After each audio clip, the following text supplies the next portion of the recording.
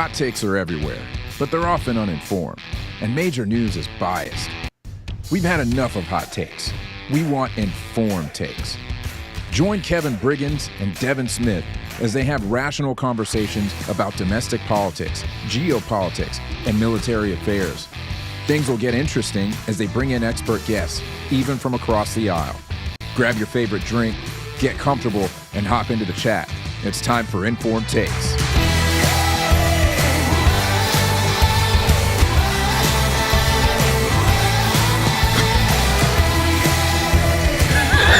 We got to get Kevin on there.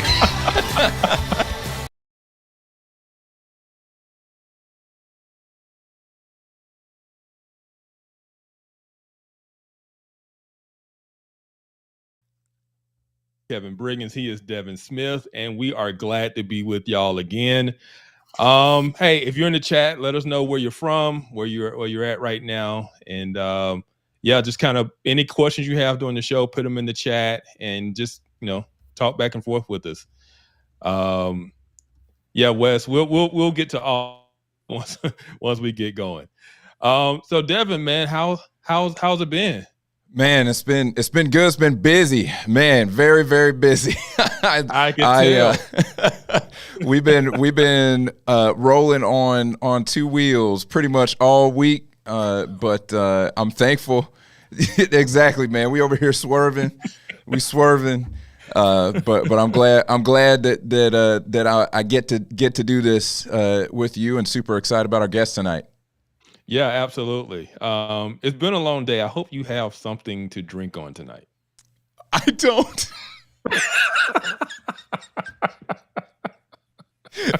I don't. I know you don't. I was like, I know he didn't have time to get anything. No. I'm just praising God that we live right now.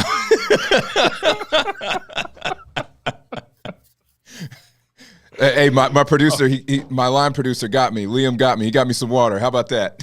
Oh, okay. All right. Yeah. Hey, Future. Welcome. Future. Since Future's on, so I have my weak lemonade again. Oh, snap. But it has some tequila in it, so that makes up for the weak lemonade. That's right, man. That puts strength in the lemonade, man. Respect. Absolutely.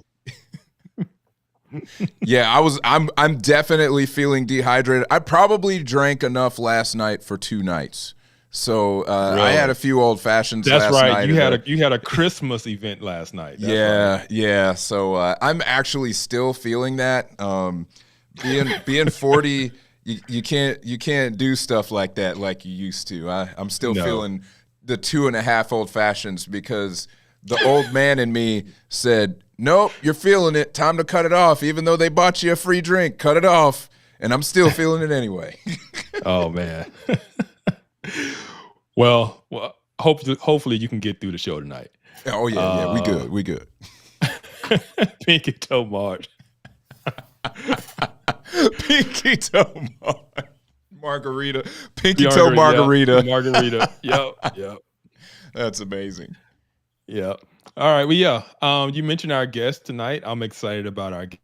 So, for you guys that don't know, our guest tonight is Dr. Timothy Furnish. And just to give you a little bit of background about Dr. Furnish, he holds a PhD in Islamic and world and African history.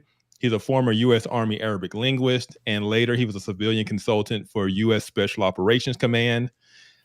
He's the author of books on Middle East, and also a history professor, and sometimes media opiner, as he likes to say. He's been on Fox News, and he currently writes for and with The Stream on international security matters. So without further ado, let's bring on Dr. Furnish. Gentlemen, good evening.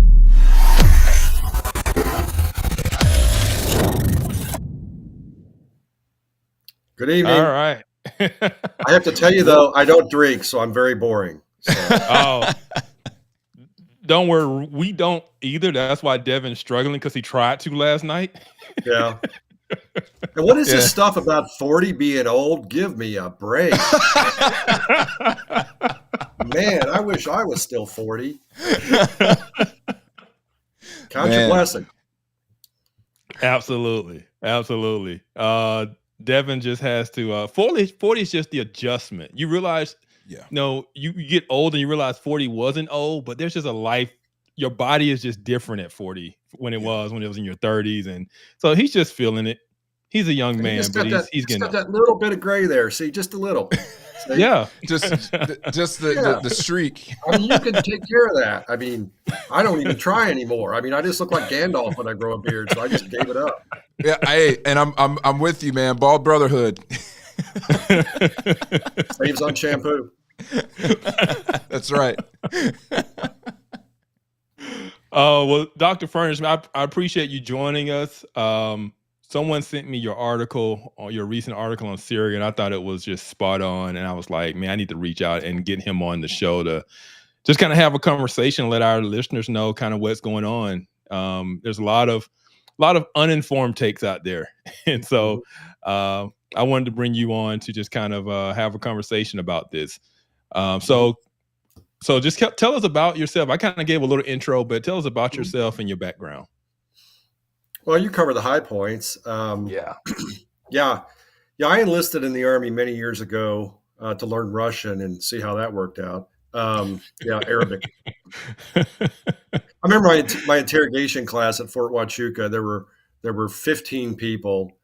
14 got Russian, because back then in the Army you went to basic and then interrogation, MOS school. Then if you got through that, they sent you to language school, right, at DLI. 15 people in my class. 14 got 1983. All right. Yeah. 14 got Russian, which of course made sense. One guy got Korean, that poor soul, and I was the only guy who got Arabic. So out of that interrogation class, I don't know. Back then they did a whole lot of like electronic warfare people were going into Arabic, but not so much human. But eventually they changed that. But anyway, I did that, and then after that I was in the 101st, and then after that I went to Ohio State.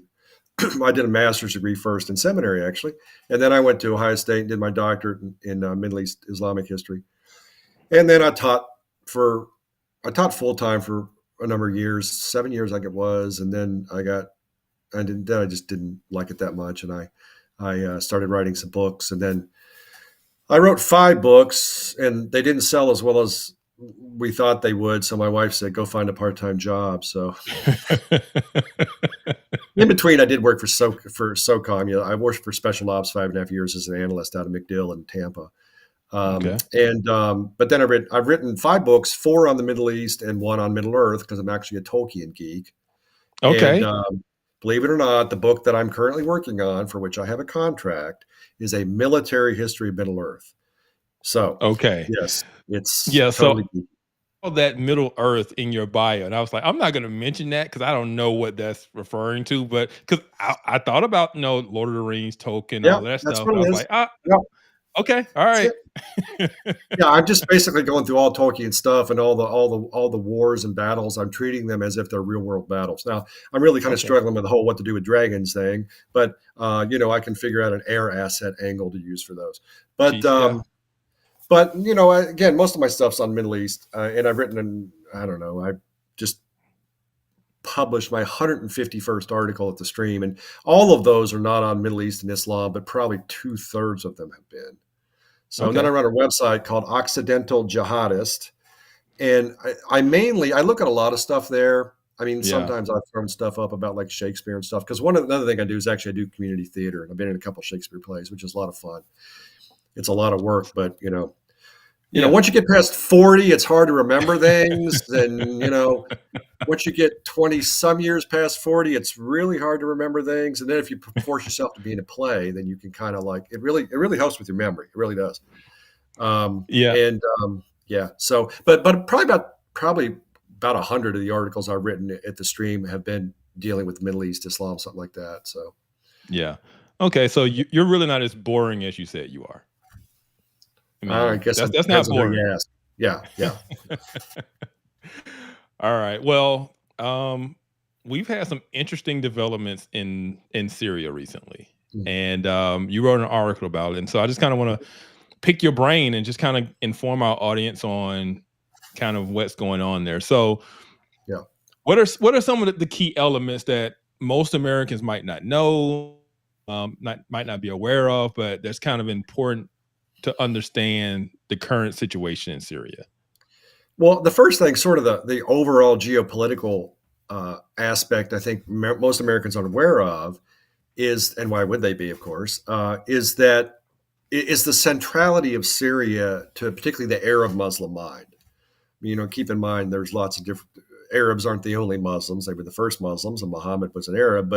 But most of the world's Muslims live outside the Arab world. But the Arab world, in terms of what's a key area, perhaps the key area for a lot of Muslims, that historically has been, is Syria. Syria was the first major area conquered outside of the Arabian Peninsula, and it's always held a central place, both politically and also a large degree religiously. I just sort of mentioned this in my article. I didn't have time to really go into it. I've gone into it in depth in other places. My doctorate is actually, specialization of my doctorate is actually Islamic eschatology, which is what Muslims believe about the end of time and the end times. And particularly, I focus on this belief in Islam on the coming of a messianic figure called the Mahdi. And Syria is the place where, according to a lot of hadiths, Islamic sayings, they're sayings attributed to Muhammad that are outside of the Quran. Of course, in the Islamic viewpoint, the Quran is literally the word of Allah, and Muhammad's just sort of the guy that dictated it, if you will, the messenger who dictated it. But there's a whole corpus of works, multi-volume works about what are called hadiths, which are sayings of Muhammad's and observations of Muhammad that people heard him say and things like that. And there's a whole lot in those about the importance of Syria. There will be major end time battles, particularly between Christians and Muslims before the coming of the Mahdi. And these will take place in Syria. And this was a big deal, particularly when ISIS was around. I mean, ISIS is still around, but they're not a territorial state like they were for a while. But ISIS for many years published a magazine called Dabiq, and Dabiq, D-A-B-I-Q. Dabiq is the name of a town in northern Syria, near northwest Syria, near the Turkish border, which, according to a couple of major hadiths, will be the actual site of the major sort of Armageddon-like battle in Islamic thought before the end of time between Christians and Muslims. So Syria has always been very important in Islamic thought. I mean, and I bring that up because I think a lot of Americans just go, look, another Middle Eastern country where they're fighting. That's all they do over there, right? And what's the difference between Saudi Arabia and Jordan and Syria and Iraq? Well, some of them have oil and some don't. In Syria is important, again, not because it has oil or anything like that, but again, because of the historical resonance it's had and because of this eschatological element. So this is why this is one of the major drivers in the conflict that's being going on over there, because Syria is like sort of I'm going to say a goal, sort of almost a gem to be held if you're Arab. If you can control Syria, you have very high cachet in the Arab Muslim world. So anyway, that's the importance of it. And that's a big thing. Now, what just happened? I don't know, Kevin. You want me to get into that right now, or what do you? Yeah. Go ahead. Yeah. Basically, we'd had this status quo ante since 2011, right? When the so-called Arab Spring kicked off in 2011, when that poor fellow set himself on fire in Tunis. And then it spread to basically anti-government protests in a lot of Arab countries, Egypt, Tunisia. You had the whole conflagration in Libya, which turned, which is got some similarities to what's going in Syria, not totally. Yemen, a lot of places like that. But Syria, of course, is one place where it kicked off. Now, the big difference between Syria and most other Arab countries is that Syria had been ruled from 1970 until 2 weeks ago by the minority religious group in the country. And this was a group called the Alawis. The Alawis took power thanks to Bashar al-Assad and then his father, Hafiz al-Assad. Hafiz al-Assad took over. There was a junta that took over, back in the early 60s. It was something called the Ba'ath Party. The Ba'ath Party was an Arab socialist party. It was not an Islamic party. It was, in fact, the Ba'ath Party was started by an Arab Christian, by a Syrian Christian named Michael Aflaq, no relation to the duck. And and basically, it was an Arab socialist party that was infiltrated eventually between early 60s and 1970 or so, infiltrated by the Alawis. The Alawis are a sect in Syria, make up maybe 10, 11% of the population, who claim to be Muslim, but if you really deconstruct their beliefs, they're really just a totally separate religious movement. I touch on this a little bit in my article. They're an offshoot. They're sort of a 10th, 11th century offshoot of the Shia Muslim, the Shia being the second largest branch of Islam next to the Sunnis. Excuse me. And they have some really strange beliefs. I mean, they believe in reincarnation. They're sort of synergistic. They've got some beliefs that they've absorbed from Christianity. And way back, and I mentioned again this in the article, way back in the 15th century, 14th, 15th century, a very famous Sunni scholar named Ibn Taymiyyah wrote a fatwa, a religious ruling, saying that they were heretics who were worse than Jews and Christians. And ever since then, the hardcore Sunni fundamentalists have relied on this fatwa in order to do unpleasant things to the Alawis and oppress them. Now, Syria was ruled for many years by the Ottomans, and the Ottoman Turks were, of course, Sunni, probably the greatest Sunni power that's ever existed. And they did not get along with the Alawis. They tried to force them to become Sunnis, and the Alawis wouldn't. So anyway, the Alawis have often been oppressed by the Sunnis, to be fair, whether Turks or Arabs. But what happened was they managed to gain power because they infiltrated this Ba'ath party under Hafiz al-Assad. And he himself, again, the Assad family, was Alawi. And they basically took over the country. He put them in key spots in the military and particularly in the mukhabarat and the intelligence services. And they basically ran the country. So Syria is about 75% Sunni, 10, 11% Alawi. And I'm a historian. I'm not good at math. Let's see. 8 or 9% Christian, various Christian groups, Orthodox, Maronite, some others. And then you got maybe 1-2% Druze. And Druze are another kind of strange offshoot of the Shia, which developed into a separate religion, but the Druze never took power. So anyway, the Alawis, in the guise of the Ba'ath party under the leadership of Hafiz al-Assad, took over in a coup in 1970, basically ran the country.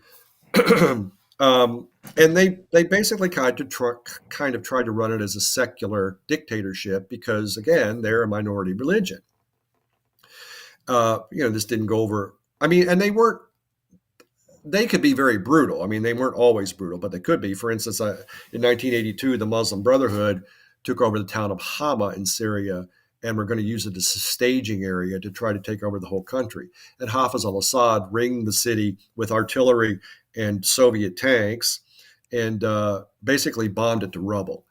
And by most estimations, killed probably 40,000 members of the Muslim Brotherhood, which, needless to say, they went underground and resurfaced as other Islamic groups. But there was, to put it mildly, no love lost between the groups. And what eventually happened was, by the time we get to the 1970s and the Islamic Revolution in Iran in 78, 79, the Iranians, for other reasons we don't have time to get into probably, but the Ayatollahs hate Israel. I actually wrote I wrote an article on the 3 big reasons the Iranians hate the Ayatollahs. Not all Iranians, but the Ayatollahs hate Israel. But Iran doesn't border Israel, so they were trying to find a way to get to their puppets that they were creating, like Hezbollah, particularly in Lebanon. And they eventually settled on this idea, to make a long story short, where they would recognize the Alawis, like Hafiz al-Assad and the Alawi sect, as Shia. And in return, they would allow the Iranians, and also give them a lot of monetary and military support. And in return, the Syrian government in Damascus would then allow them access into Syria, and then they can go right over to Lebanon and arm Hezbollah and start taking pot shots at the Israelis. So that was you scratch my back, I'll scratch yours kind of thing. And that's how Iran wound up getting involved in Syria. Excuse me. And then Hafiz al-Assad died in 2000, and he was a brutal man, but he was very clever. And knew how to divide his enemies, divide and conquer. His son is an eye doctor and really didn't know how to do that. I'm surprised he stayed in power as long as he did.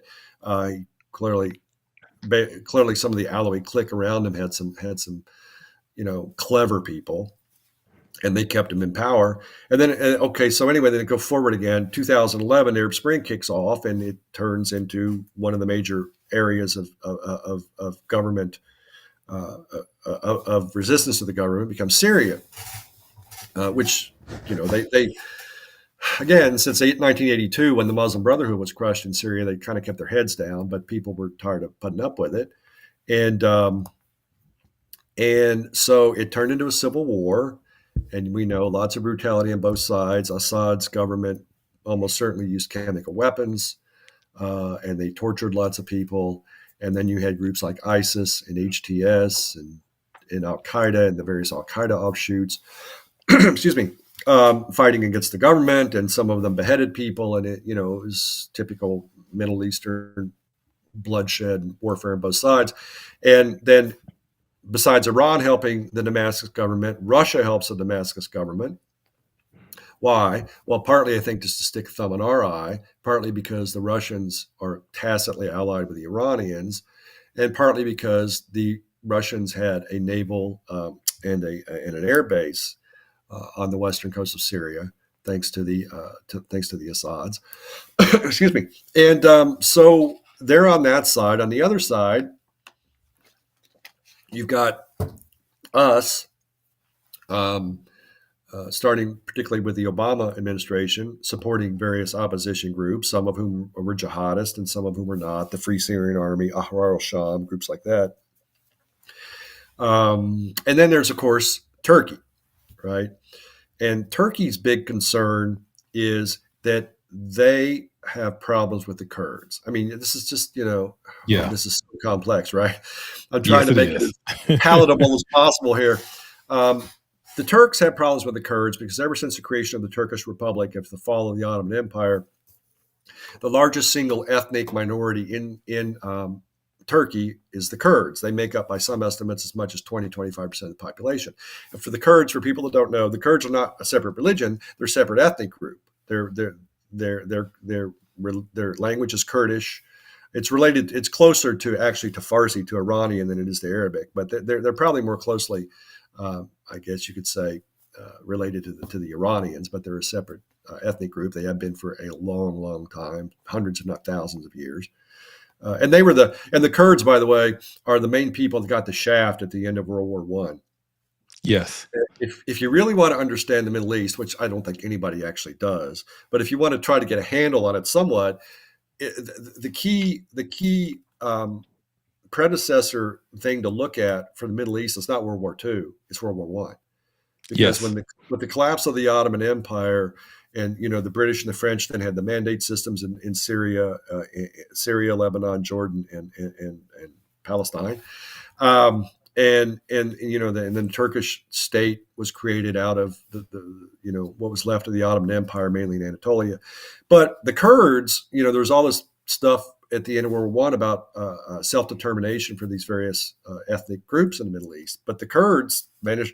The Americans, of course, that whole thing with Wilson, came home and didn't get support for the League of Nations, all that stuff, way too much history. But basically the Kurds, unlike pretty much every other group in the Middle East, did not get their own state. So the Kurds exist in large numbers in Turkey, Syria, Iran, and Iraq. I mean, they sort of have a quasi-independent state, this, Kevin, in northern Iraq. Yeah.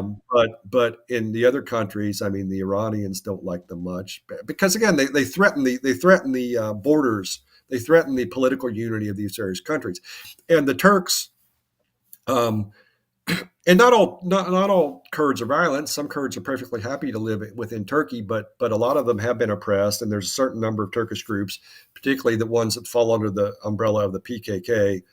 And which I used to remember what that acronym stood for in Turkish, but I forgot. But the PKK is a heavily Marxist-oriented, but also nationalist group of Kurds that in the past, now they say they don't believe this anymore, but in the past had said that they wanted to break away southeastern Turkey and create a separate Kurdish state, which needless to say the Turks are not very happy with.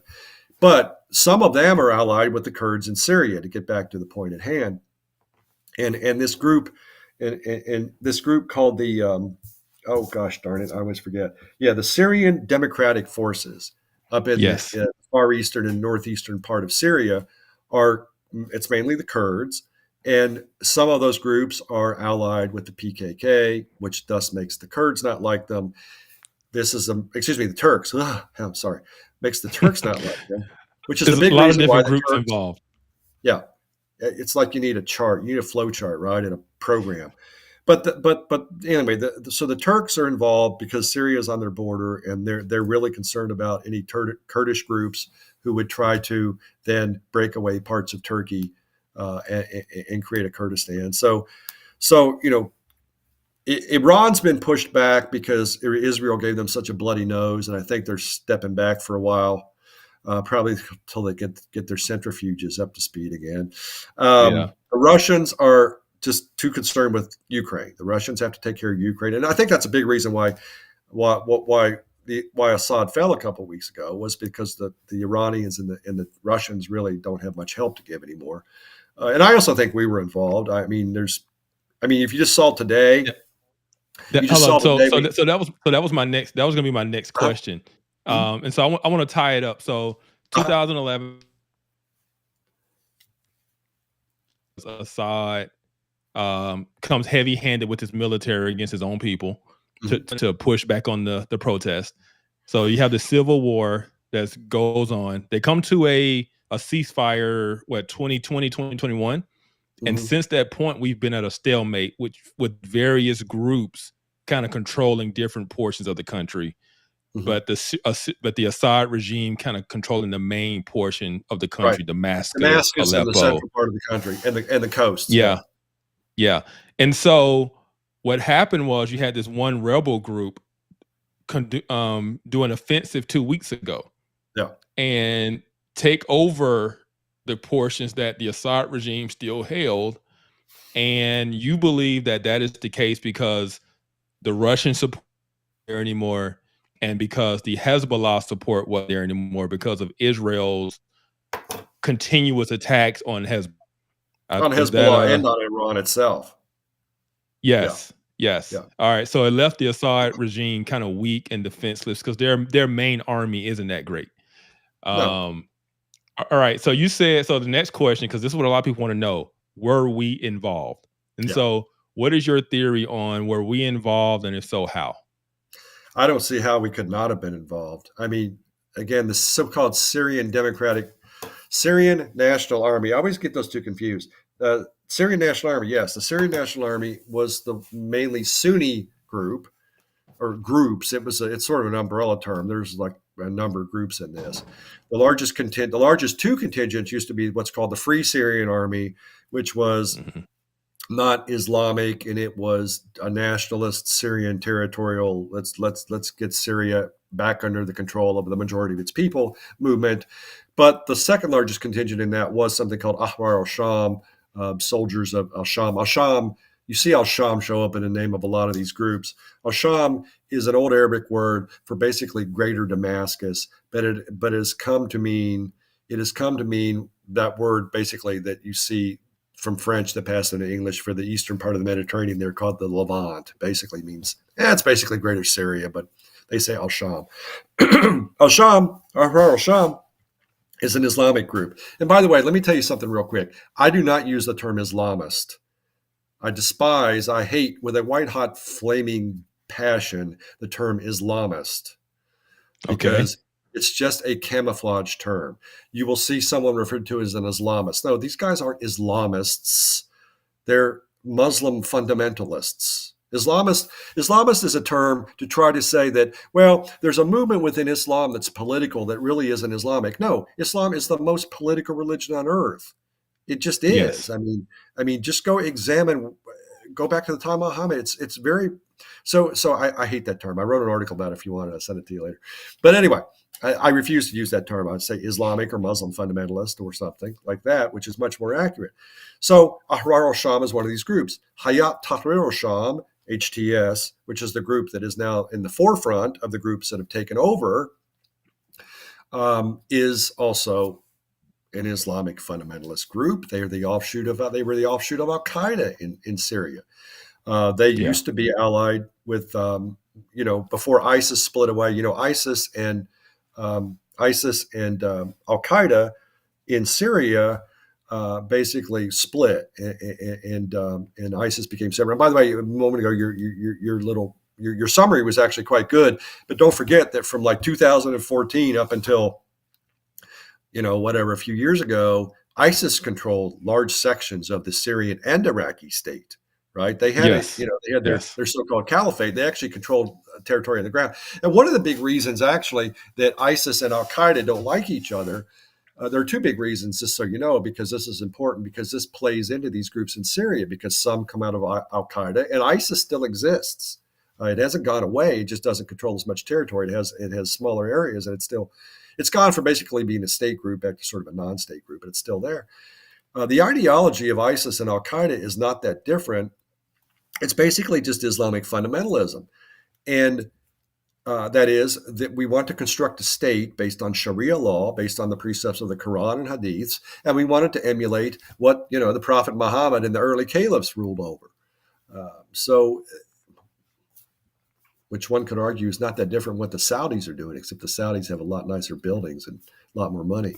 But that's a whole different discussion. Anyway.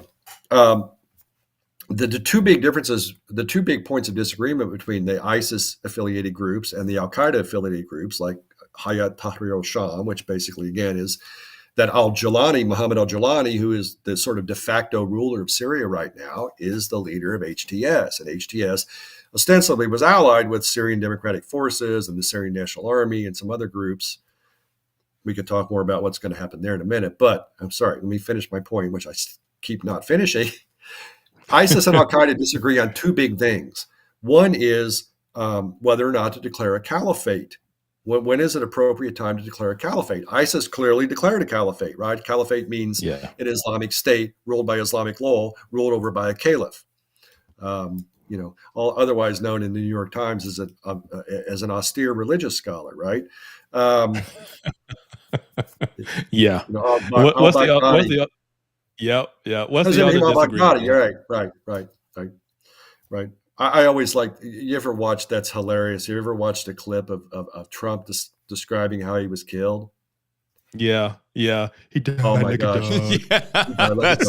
That's comedy gold. I wouldn't have cried. He cried. I wouldn't have cried. They were beautiful dogs. It's really funny if you see the clip juxtaposed. I've seen it juxtaposed to when Obama was talking about the killing of bin Laden, and Obama's being very serious, and you know how he is, very serious Obama. Yeah. And then here's Trump like it's like a WWF thing or something. Could you gloat anymore? Not that it wasn't appropriate, but comedian there's a comedian that talks about it. And he says, you can tell that this is the first time that Trump has ever seen anything like this, because he's giving you his raw reaction to this. He's like, I've never seen anything like it. Right. Yeah, to be fair, Obama did have a whole lot of drone strikes that killed a whole lot of terrorists. So Obama's probably tired of watching those things. He probably saw plenty of them. But again, the two big things are that declaring a caliphate, because Al Qaeda always said you don't declare a caliphate. It has to be sort of created from the bottom up. You have to create it's a grassroots thing. You have to create the support at the bottom level. And once enough Muslims want a caliphate, then we'll declare a caliphate. But you can't declare it from the top down. So that was their big thing. The other big thing was, again, and this still shows up in these groups and the tension between these groups, because they do sometimes kill each other, is that Al-Qaeda thinks ISIS was going around killing Shia, right? They thought the only true Muslims are strict fundamentalist Sunni Muslims like they are. And they'd kill Shia, which is another reason for Iran to get heavily involved in Syria was because, Iran wanted to do it anyway, but it was a perfect excuse for them. We're helping protect the Shia of Syria from the brutal killings by ISIS when ISIS was around. And al-Zawahiri, who was the guy that took over after bin Laden died, when he was still around, he would put statements out saying, look, guys, we're all Muslims. We don't really like the Shia.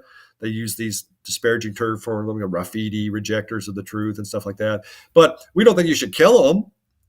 Besides, we need them to fight against you would say, right? I mean, don't kill people that are on our side. I mean, they may not be as pure, but ISIS is much more about, purity of doctrine and that sort of thing. So that's a big bone of contention between them. So we'll see how that plays out.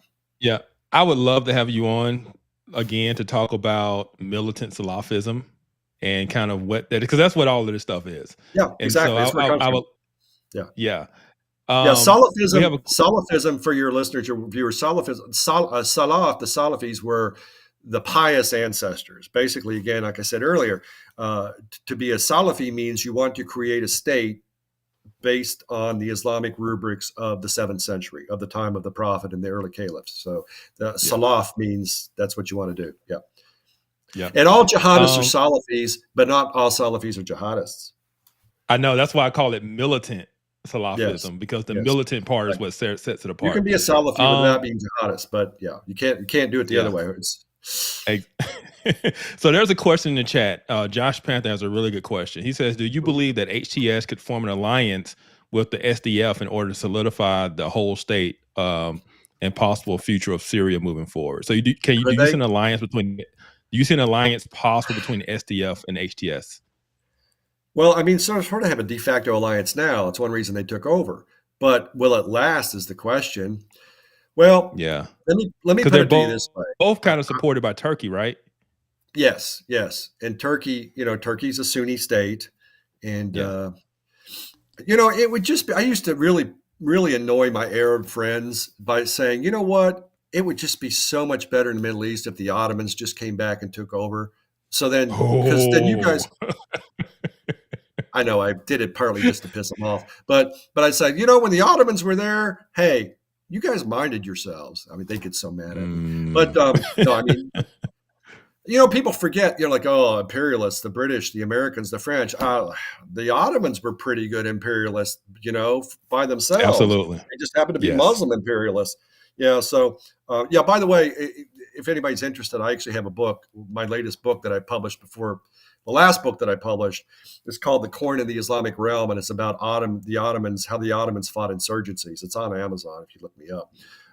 Okay. It's kind of geeky, but it's kind of interesting. It's less geeky than Middle Earth stuff, shall I say.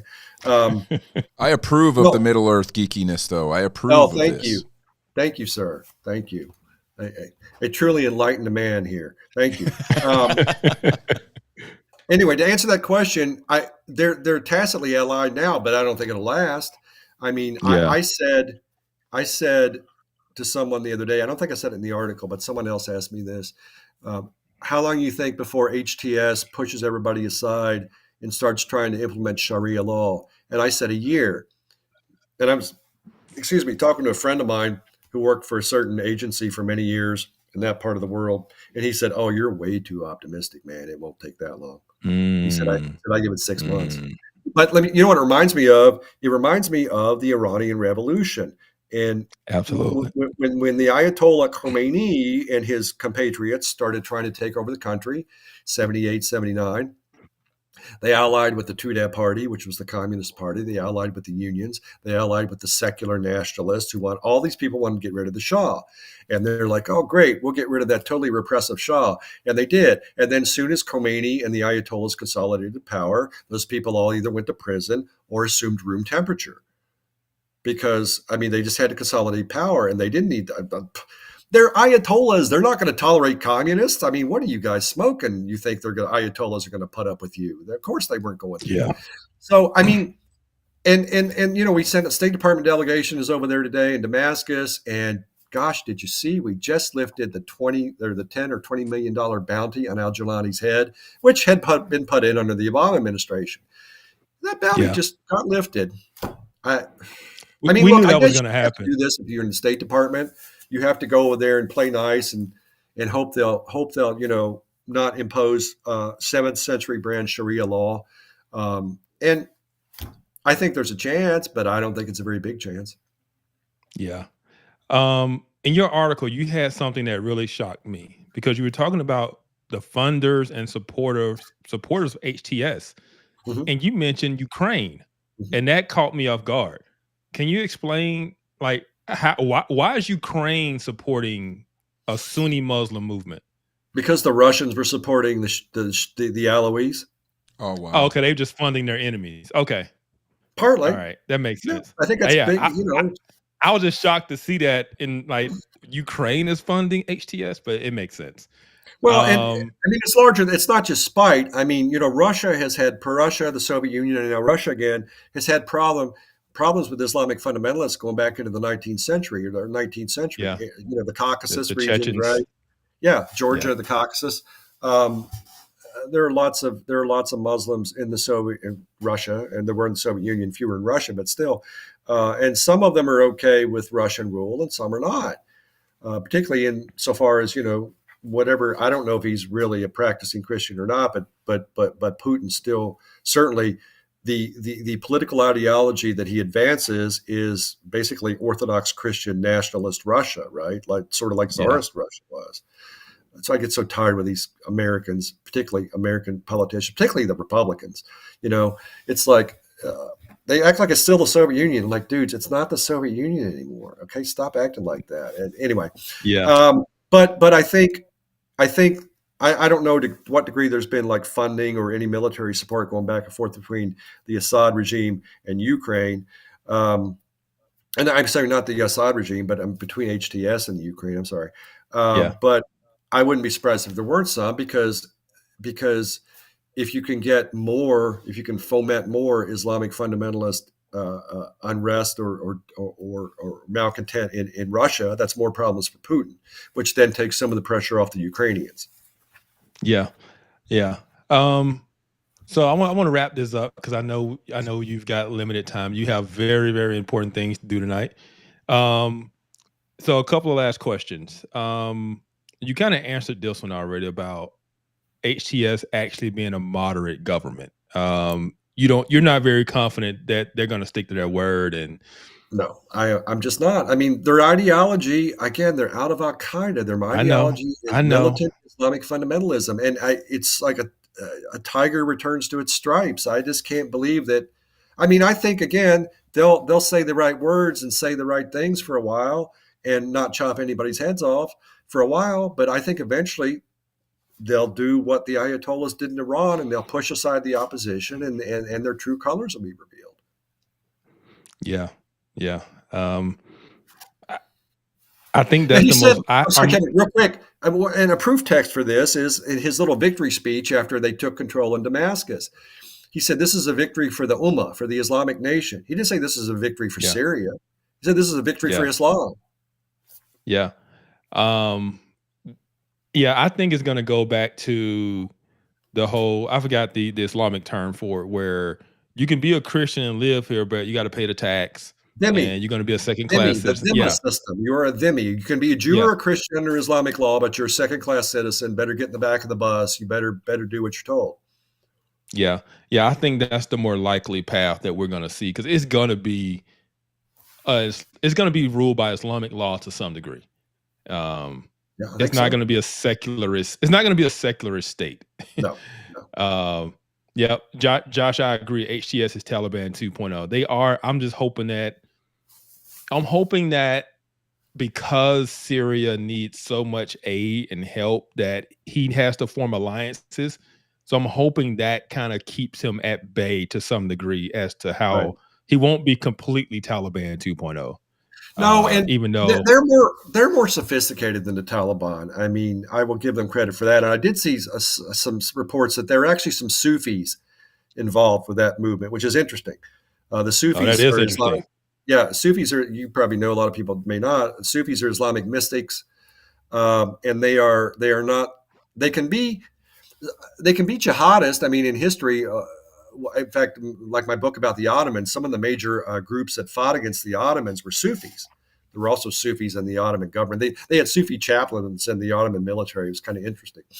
And they wielded swords themselves, and not like our chaplains who are allowed to carry a gun, right? But the fact that they have some Sufi groups in this may mean that Sufis generally serve as a moderating factor. I mean, they can be violent, but they generally aren't fundamentalist. Maybe that will come to pass. So I don't know. We'll just have to see. But I'm just not optimistic knowing the track records of these sorts of groups. Now, again, Taliban 2.0. The big difference here is that the Taliban, I mean, it's good and it's bad in one way. Again, I think the HTS is more sophisticated. They're generally more educated. I mean, a lot of those Taliban guys, they've read the Quran and the Hadiths, or maybe in not a whole lot of other stuff. Al Qaeda guys are educated. I mean, that doesn't mean some of the Taliban guys haven't read the Quran and Hadiths because they don't read Arabic. Oh, that's true too. Yeah, that's true. But on the other hand, the Taliban have no wish to like expand Talibanism around the world. They just want to keep the Afghanistan in the 7th century and the women veiled and at home and the girls not going to school and that sort of thing. They're really almost sort of a nationalist Islamic group. Al Qaeda, HTS. Again, it remains to be seen. But does HTS still have this sort of missionary imperative that Al Qaeda has, where we have to spread Islam and take over other places? Or are they willing to just say, let's make Syria an Islamic state? We don't know yet. He claims he doesn't. He claims he only cares about Syria. He's a Syrian who cares about Syria. But we'll see. We'll see. Once again, I think he learned ISIS is about as close as you can come to what they want. And ISIS got destroyed in a couple of weeks by the U.S. military. Right. I think he knows that if he wants to stay in power, he's going to have to play a game. Right. And you know what's the big question, Kevin, alluding to something you alluded to this a moment ago, is like, who's going to support them? Yeah. Are the Saudis going to sort of forgive and forget that they're an Al Qaeda offshoot and be willing to support them? I mean,